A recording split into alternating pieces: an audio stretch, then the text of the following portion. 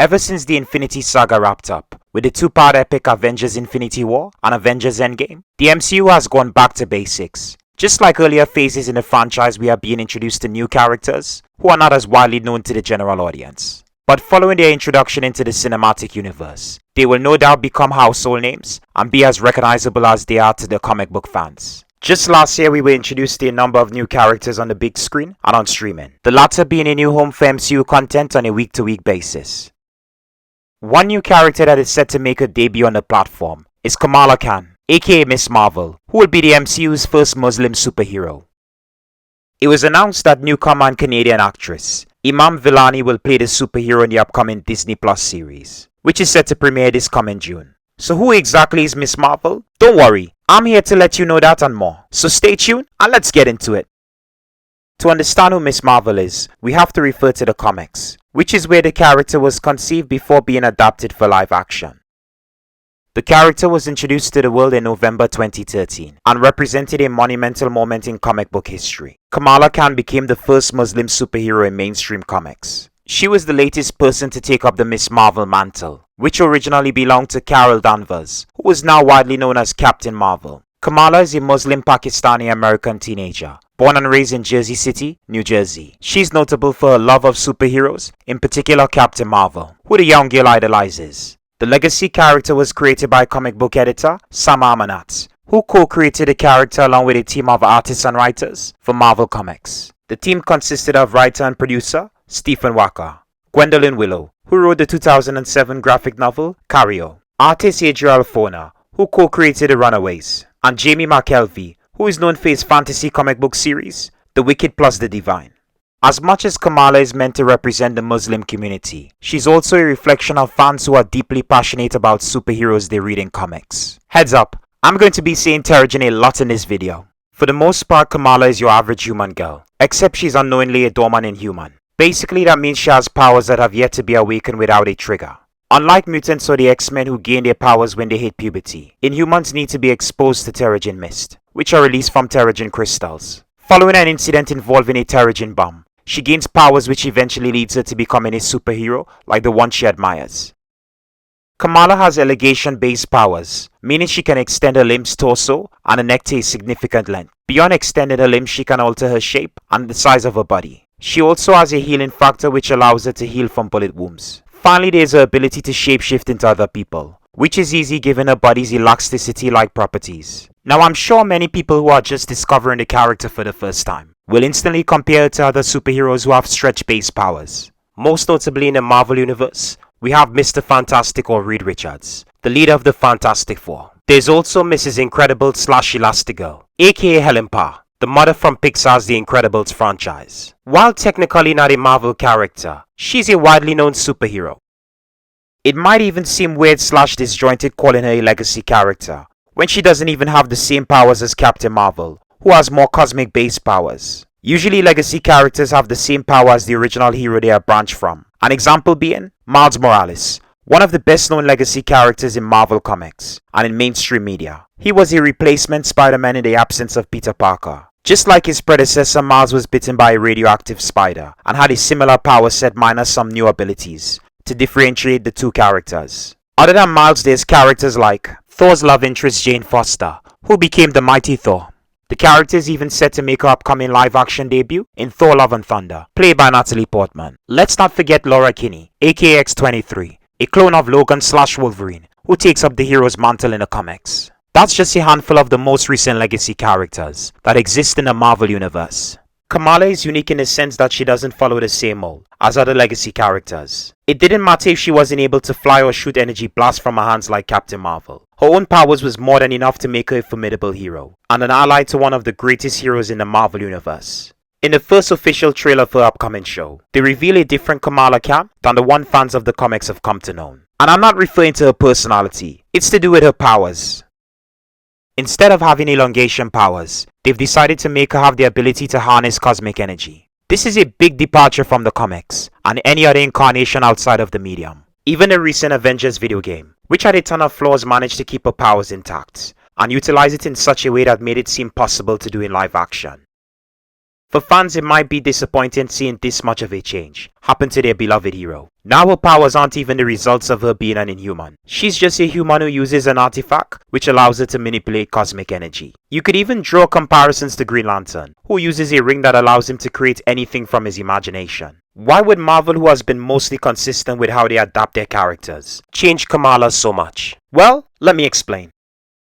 Probably one of the reasons for changing Kamala's powers is to avoid comparisons to Reed Richards. The leader of the Fantastic Four is more well known for having stretch-based superpowers than any other hero in the Marvel Universe. While their powers differ from each other, they are still presumed by many to have the same ability. For some people, Kamala would seem like an inferior version of the Scientist, or a copycat because of her powers, which is silly. Beyond having stretch-based abilities, the two characters are like night and day. Reed Richards is also set to make his debut in the MCU, in the upcoming Fantastic Four solo movie. Maybe they don't want to diminish the one superpower that's unique to the character by giving it to another hero. That would make it somewhat less special by the time we see Reed Richards in the shared universe. I really don't see why we can't have two stretch-based superheroes when there's multiple heroes in the MCU whose powers are already similar. But this is the films and not the comics. They always change things for live action.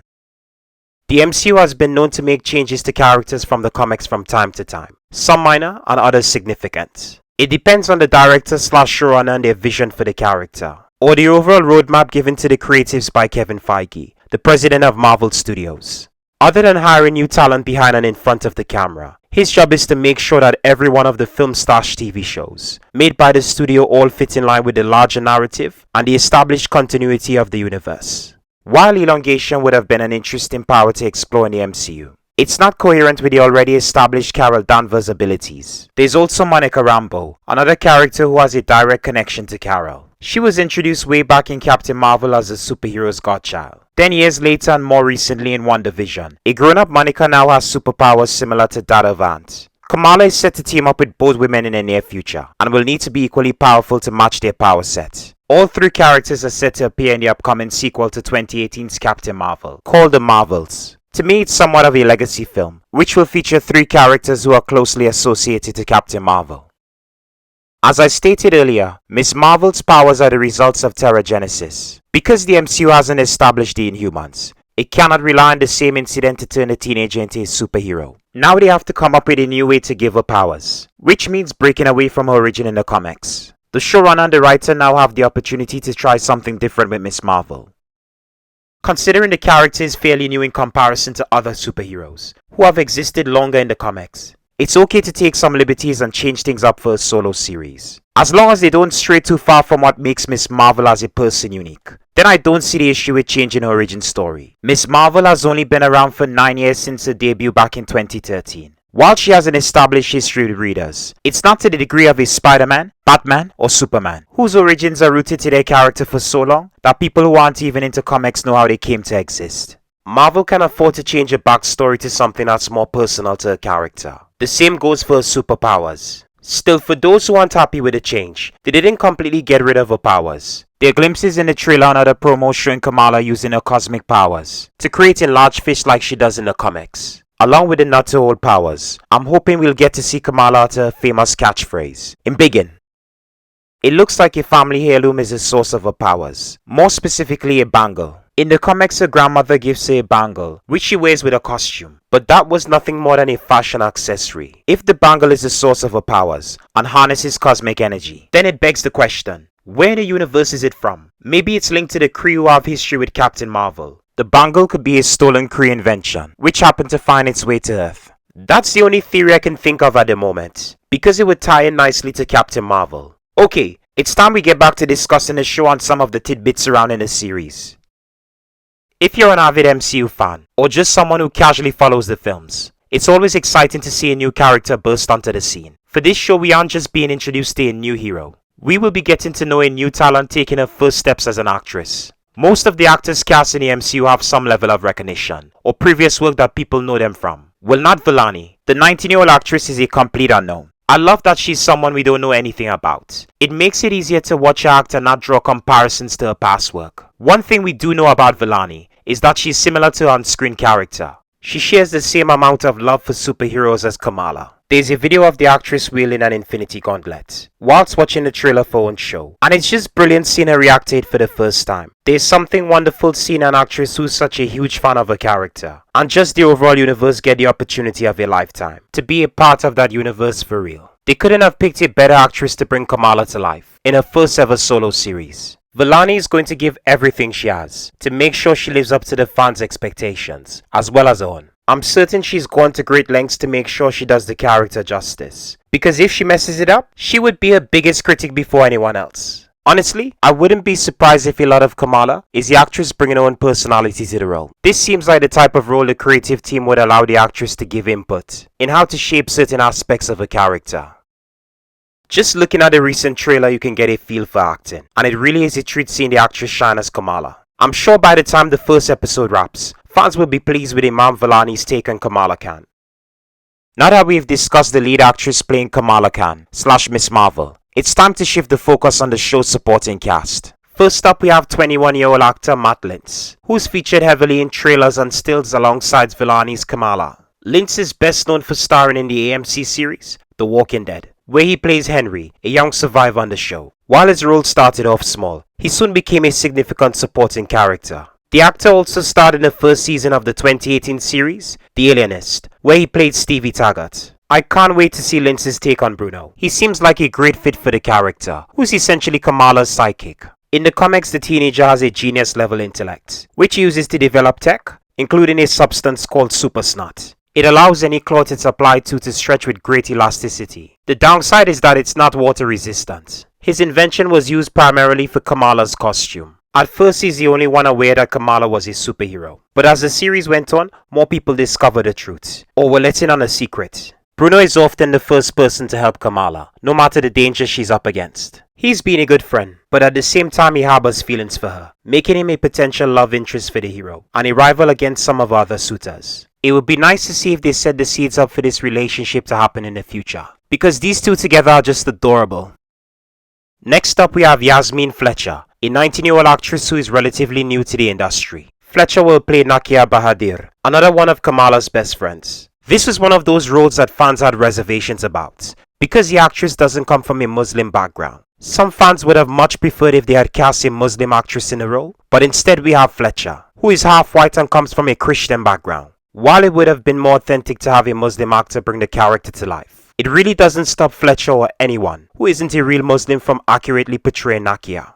The actress along with the creatives will be committed to making her character just as convincing as someone who's a real Muslim. So let's give her a chance to show us what she can do. Fletcher has had a handful of acting roles in the 3 years she's been working. There's her first on-screen role in the 2019 Disney Channel series, Andy Mac, where she played Caitlin. That same year, the actress starred alongside Jared Root in his music video titled I'm Not Alone, playing his ex-girlfriend. It's a non-speaking role, but she still has a great presence which makes her stand out in the short video. Most recently, she appeared in the 2020 film Upside Down Magic as Chandra, a supporting character in the Disney Channel movie. I can't wait to see what she's able to do as Nakia, who will certainly become a fan-favorite character on the show, given her likability in the comics. The young teenager is a Turkish American, who is instantly recognizable by her headscarf. She's a fiercely loyal friend and a social activist, who takes pride in her community. Nakia is initially on the fence about Ms.Marvel and her effect on their neighborhood, but comes around to becoming a supporter of the hero. It's going to be fun seeing the trio of friends who are inseparable. These actors aren't just pretending to be the best of friends. They're actually close in real life. Working together and spending time on and off set has created a special bond between the actors. I'm sure we'll see it shining through in their performance. As much as I like Bruno, I've always been biased towards the relationship with Nakia and Kamala, mainly because of their shared religious background. Kamala was raised to be a Muslim, whilst Nakia connected with the religion by learning about her roots. I'm hoping that the show has enough time to touch on that, and some of the other parallels between the two friends. Continuing with the cast, we have Laurel Marsden, the 20-year-old actress who will play Zoe Zimmer, the mean girl at Cole's Academic High School, where Kamala and her friends attend. There she holds the reputation of being the most popular girl at the high school. Marsden has only just started to pursue a career in acting, so she doesn't have as many acting credits to her name compared to some of her other co-stars. She played Karen in the 2020 Quibi original show, Survive, which lasted for 1 season. In the comics, her character starts off as a bully who picks on the Muslim students at her school, often making fun of them for having immigrant parents. She's also one of the first persons to be rescued by Kamala when she's drunk and ends up falling into the Hudson River. Her character goes through a ton of growth over the course of the story. It leads to her joining Kamala's group of friends, and even realizing that she has feelings for Nakia. Marvel has never quite dealt with sexuality before, especially when it comes to teenagers. It should be interesting to see how they handle this character, and what the actor is allowed to do to convey those feelings in a nuanced way. British actor Rish Shah will play Cameron, our hero's love interest and a teen heartthrob. The 27-year-old actor has played a number of minor supporting roles in both film and television, but nothing that has made him a breakout star. In 2020, he starred in a long-running British soap opera series, Emmerdale, where he played Kieran Cortecha for a short stint on the show. Most recently, he starred in the 2021 comedy film, India Sweets and Spices, where he played Sophia Ali's on-screen love interest. From the trailers, it looks like they are making him somewhat close to his comic book counterpart, at least when it comes to his ability to charm others. We see the guild swooning over him, including Kamala, who has a huge crush on a teenager. This is straight from the comics, except from one huge element that the show might change or completely abandon depending on the long-term plans for this series. Without getting too much into the specifics, he's someone to keep an eye on. He goes from being someone we want Kamala to end up with to someone she needs to stop because he's bad news. Speaking of love interests, Kamala might find herself spoiled for choice. She doesn't just have one, they've given her two on this show. Well, technically three if we are counting Bruno. Aramis Knight will play Kamala's second love interest. The 22-year-old actor will play Kareem/Red Dagger, a vigilante from Karachi, Pakistan. The actor has quite a career up to this point. He starred alongside Asa Butterfield in the 2013 sci-fi film Ender's Game. There he played Bean, the lead character's best friend. He also starred alongside the late Cameron Boyce in his final film role in the 2018 American thriller Runt. The actor is best known for his role in the 2015 AMC series Into the Badlands, where he played MK, while ultimately a tragic character on the show who gets consumed by the darkness in his heart. He's a badass on every level. The stunt work on this show was some of the best on television, which is why I mourned when the show ended prematurely after 3 seasons. Knight gave his all for this role, especially with the fighting scenes which were brutal. Red Dagger is a hero who Kamala encounters on a holiday in Pakistan. He's a self-taught hero who learns parkour and becomes an expert marksman by watching videos online. As his name suggests, he uses daggers which he carries in his utility belt. Sometime after their encounter in Pakistan, he relocates to Jersey through an exchange student program, bringing him back into Kamala's life once again. This time the two bond even more, to the point that feelings arise in both teenagers, leading Kamala to receiving her first kiss. Before they could couple up, a wrench is tossed into their budding relationship, when Bruno and Kamala's responsibilities as a hero get in the way of addressing her feelings for Kareem. It's likely we'll be visiting Pakistan at some point on the show, where Kamala will meet the hero like she does in the comics. But they will leave the door open for the hero to reappear in the future. Considering most of the show will be set in New Jersey, his appearance might be limited to a single episode, rather than a recurring role. I'm sure the actor will have enough time to shine and make an impression on the viewers that will leave them anticipating his return on the show. British actress Adaku Ononogbo will be playing Fira, an original character created for the show. Ever since pursuing an acting career in 2006, the actress has dreamt of making a name for herself as a woman of color in the action, sci-fi and fantasy genres. She's already dipped her toes into the fantasy genre when she was cast in the 2020 Netflix series Cursed, which ended after 1 season. The short-lived series centered around the Lady of the Lake from Arthurian legend. There she played Kaze, an ally to the show's main protagonist. Ononogbo has previously appeared in another Marvel property. She had a brief role in Marvel's Jessica Jones, where she shared a scene with Carrie-Anne Moss's character. Hopefully this time the actress has more to do than she did in her appearance in the previous Marvel show. She's an incredibly versatile talent, who can act and even do her own stunts. Don't waste her. Besides knowing her character's name, her exact role on the show is still unclear. However, if I had to bet on it, I'd guess she's playing a physical role. She's likely someone who will face off against Kamala once she gets her superpowers. Alysia Reiner has also been confirmed to appear on the show. Now I'm not sure how she'll fit into this show, but I'm down for whatever role the actress has been cast to play. It's most likely an authority figure. Going by the type of role she's played in the past, it wouldn't be a bad guess. Reiner is best known as figure in Netflix's comedy drama series, Orange is the New Black, where she appeared for the entirety of the show's 7-season run. There's also a role alongside Viola Davis in How to Get Away with Murder, where she had 5 appearances on the show. Anjali Bhimani will also appear on the show in a recurring role. She's another supporting cast member whose role has yet to be revealed, so we'll have to wait to find out. While the actress has appeared in a number of films and TV shows throughout her career, she's best known for her voice work in video games. She brought to life Symmetra in 2016's Overwatch, a popular multiplayer first-person shooter game from game developer Blizzard Entertainment. She then went on to voice another Asian-inspired character with rampant in the 2019 game Apex Legends. Bhimani is such a wonderful talent who always brings a game, no matter the role. Regardless of the character she plays on the show, I'm sure it'll be a treat seeing her on screen in person as opposed to only hearing her voice. Perhaps the most interesting dynamic on the show will be the relationship between Kamala and her family, who doesn't have the same affinity to Western culture as the youngest member of their family. I love the actors they cast for Kamala's parents. They are equally talented performers who will make for a wonderful South Asian couple. We have Indian actress Zenobia Shroff, who has been in the industry for over 3 decades. She will play Kamala's mother Mubina Khan. She's played the role of someone's mother more times than I can count. That's not a knock on the actress. I absolutely love her playing a mom. She has a presence to her that naturally makes her the right fit for being an on-screen mother. I just love the heart and humor she brings to her roles. One of the actress's earliest roles is in the 1989 film Percy, where she starred alongside Kurish Debu. Her most widely recognized role is in the 2017 film The Big Sick, where she played Kumil Nanjiani's on-screen mother. She also starred as Priya Ula in the Showtime series The Affair, where she had a recurring role on the show between 2018 and 2019. Next up, we have another industry veteran with Mohan Kapur, who will play Kamala's father Yusuf Khan. He's best known for his debut role in the 1996 Hindi romantic film Peekaboo. Playing the film's villain kick-started the actor's career, which has thrived in India and overseas. Most recently, the actor appeared in the Disney Plus Hotstar series Hostages, which earned the actor a Gold Award nomination. Next up, we have actor Saagar Shaikh as Amir Khan, Kamala's older brother. The actor is best known for his role on the 2018 web series Unfair and Ugly. There's also his recurring role on the YouTube channel Just Giggle It, where the actor appeared in a number of skits from 2013 until 2016.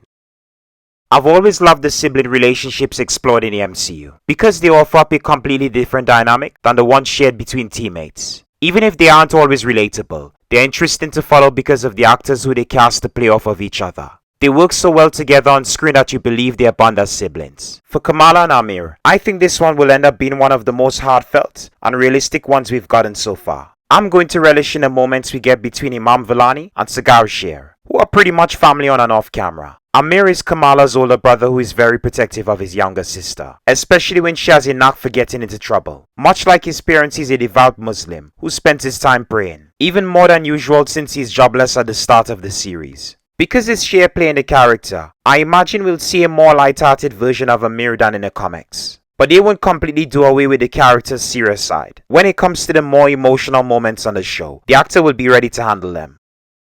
Completing the Khan family, we have actress Travina Springer as Taisha Hillman, Amir's wife. Just when I think I couldn't love the cast anymore, they've added Springer, who is a wonderful actress and an entertaining stand-up comic. Before Ms.Marvel, her biggest role to date has been a recurring role on Strange Angel, a 2018 historical drama series for CBS All Access. There's also a 2011 comedy short titled Anti-Lace Front PSA. The actress wrote, produced and starred in the short video, which highlighted the use of lace fronts over natural hair. This is one of those rare instances where an actor gets a role that's similar to the person they are in real life. Let me explain. The actress was formerly a Baptist who then converted to Islam. Her character in Ms.Marvel is notable for being a black woman who converted to Islam as a young woman. The life-changing choice wasn't an easy one for her parents to accept at first, but they eventually came around to understanding their daughter's wishes. While praying at the Islamic Masjid of Jersey City, Taisha met her future husband, who quickly connected with a young woman. They later got engaged, and then eventually the two settled down, starting a family. Springer had to come out to her family when she became a Muslim, which was thankfully met with a positive response. It must be surreal getting to play a character that's somewhat relatable to her own journey with Islam. It makes the character in the show authentic and offers the audience an insight into a portion of the Muslim community rarely showcased in mainstream media. Normally, people identify the majority of Muslims as being South Asian. However, there are other ethnicities that make up the religious group, including African Americans. Now, there's one other thing that I need to address with this casting. It's also a reunion between her and her co-star, Saagar Shaikh, who plays Amir Khan. The two actors previously worked together on the 2018 web series Ugly and Unfair. They played a couple on the former show, and now on Ms.Marvel they will play an on-screen couple for the second time. I'm not sure how they chose both actors for their respective roles, but I'm glad to see them reteaming after their previous show was left up in the air. They definitely have great on-screen chemistry, which makes you buy into their relationship. You almost forget that they are actors and not an actual couple. Now that we've covered the cast, it's time to delve into the show's all-important creative team. This might just be one of the best creative teams I've seen for an MCU show thus far.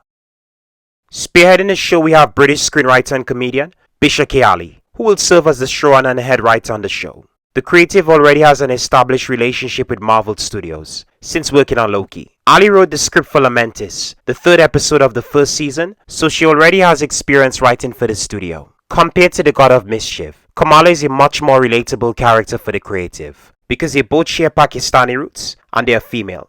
Some of the struggles that the hero has faced as a teenager might even be similar to the ones that Ali has gone through in her personal life. Besides working on Loki, she was part of the writer's room on Sex Education, the hit 2019 Netflix series, which centers around the lives of students, teachers, and parents of the fictional Moordale Secondary School. She also wrote an episode for the Mindy Kaling produced series, 4 Weddings and a Funeral, which was her first big job as a screenwriter. Most recently, Ali served as a producer on the HBO series, The Baby, which is one of the best original comedy shows currently aired on television. Other than her work in television, Ali has worked on radio where she co-presented the Guilty Feminist podcast with Deborah Francis White. Having listened to the latter show, it certainly made me appreciate her humor and just her views on life. She is definitely an interesting choice for this project, and while it remains to be seen how this show as a whole will come together, I have faith in her as a creative. The material as it's written in the comics is already some of the best literature that pays respects to Muslim and South Asian culture. She will elevate it further with her sensibilities as a writer, making it reach a bigger audience who wouldn't be inclined to read the source material. Just thinking about what she'll be able to accomplish with this show is getting me hyped even more. This isn't going to be the typical comic book fare that's similar to a lot of other shows. Ms.Marvel will be a wholly different show that gives the genre a fresh approach.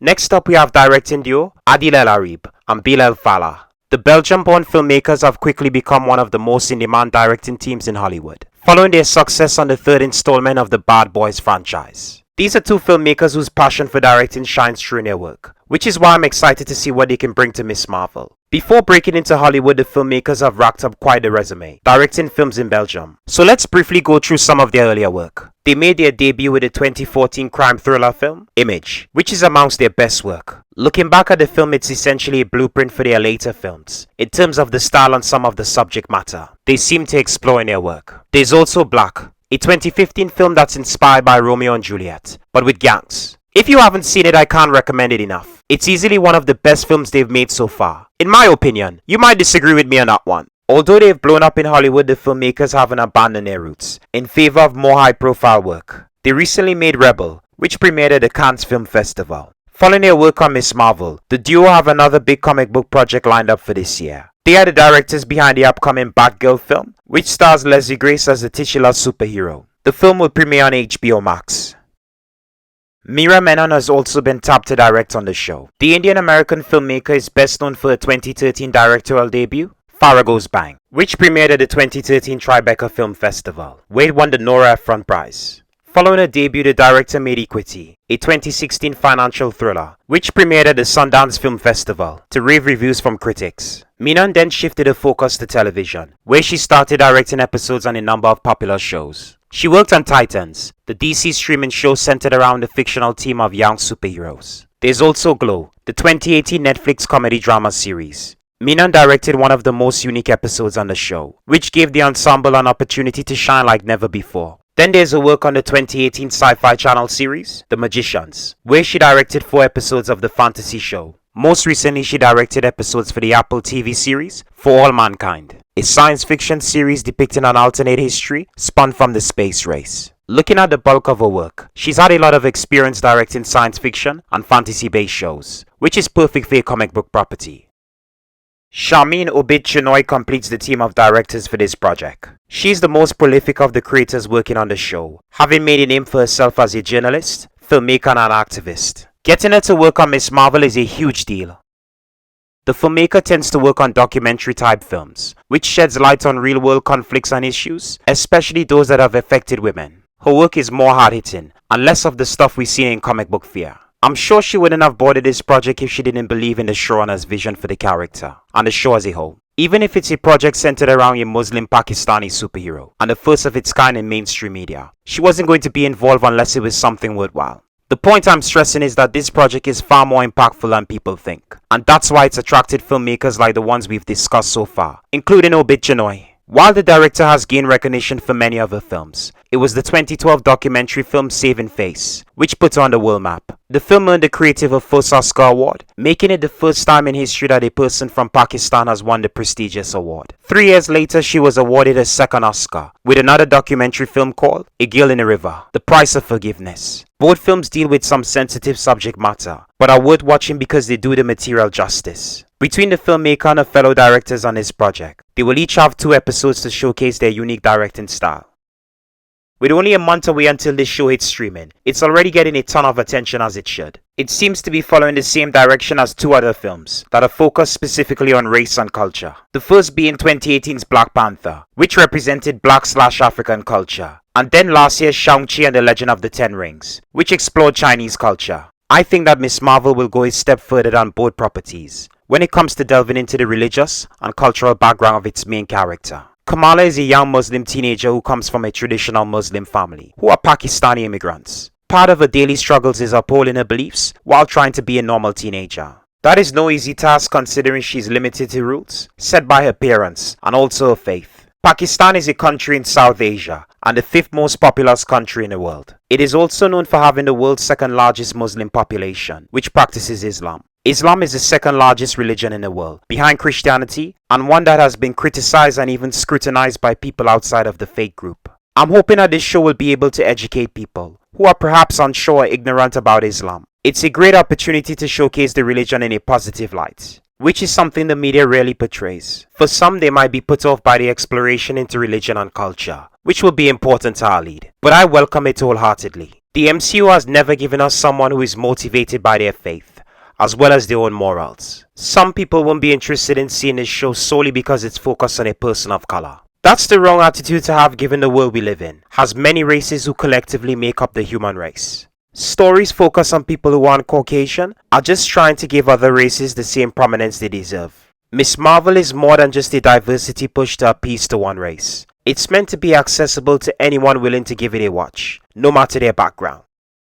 From the trailers, it looks like this will be tonally different from any of the Disney Plus Marvel Studios shows. More so than any of the previous shows, this will be drawing heavily from teen comedy films. It's a genre that the MCU has dabbled with before in 2018's Spider-Man Homecoming, which was largely inspired by John Hughes movies. When it came to films centered around high school, the late filmmaker had mastered the formula. He dominated the 80s and the 90s with a number of popular films, which have now become classics. Given how well it worked for the former film, surely it couldn't hurt to use it for a similar property. For Ms.Marvel, it makes sense leaning into coming of age, teen comedy films, because she's yet another young hero who is finding a place within the world. It also fits with the tone of the comics, which is both light-hearted and dramatic, as well as drawing elements from Hollywood movies. I'm expecting the show to take some from South Asian cinema. If there's one thing I want to see the show attempt, it's a Bollywood dance scene. It would be a wonderful love letter to South Asian cinema and a great opportunity to bring the entire cast together for a shared experience. Plenty of American shows have been known to have musical episodes, which often divert from the series tone and the overarching story to give viewers something more upbeat. These standalone episodes can end up being hit or miss. If there's any show that can get away with doing a musical number, it's Ms.Marvel.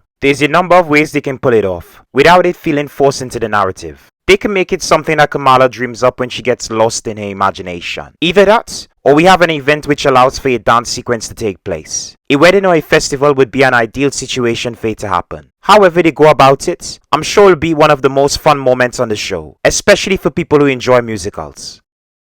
Ever since this show was announced back at Disney's D23 Expo in 2019, I couldn't wait to see how Marvel would adapt the character for live action. Now after 3 years of waiting, we are finally going to get Kamala in the MCU. I don't know how anyone could be underwhelmed by this project. There's just so much potential for it based on everything I've mentioned thus far. So far, everything revealed from the show has made me confident in the property. Even the changes made to the character which have made other fans far less forgiving. I don't mind the Inhumans being stripped from a story, because it will give us a focused story that's completely devoid of the wider MCU. As much as I like to see the larger tie-ins to major events in the shared universe, it's nice to see a smaller self-contained story. But let's be honest, you can't have a Ms.Marvel show without having a few big cameos. If this show doesn't have at least one major cameo, then it will be disappointing. I'm hoping that Brie Larson was able to film a short cameo or a cool post-credit stinger. It would be a missed opportunity to not have Kamala's favorite hero appear on the show. Yes, they will be working together in the future, in the upcoming The Marvels movie, but that's a year away from being released. Having something now that can tide us over until they team up would be amazing. Anyways, it's time to wrap up this video. I wish Iman Vellani, the cast and everyone attached to this project the best of luck with the show.